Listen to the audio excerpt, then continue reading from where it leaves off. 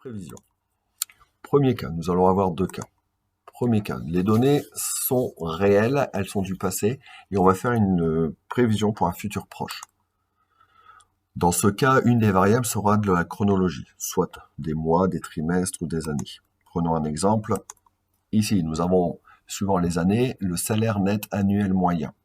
Eh bien, la chronologie des années, nous allons la remplacer par des rangs. 1, 2, 3, 4, 5, 6, 7, 8.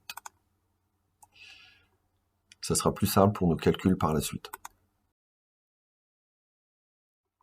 Le deuxième cas.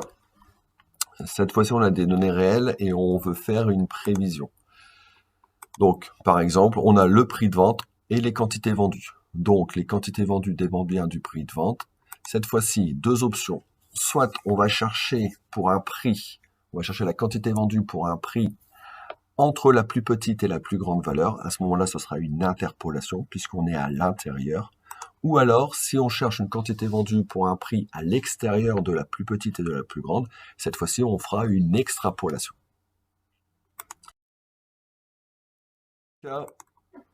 Pour arriver à faire la prévision, nous avons trois méthodes possibles.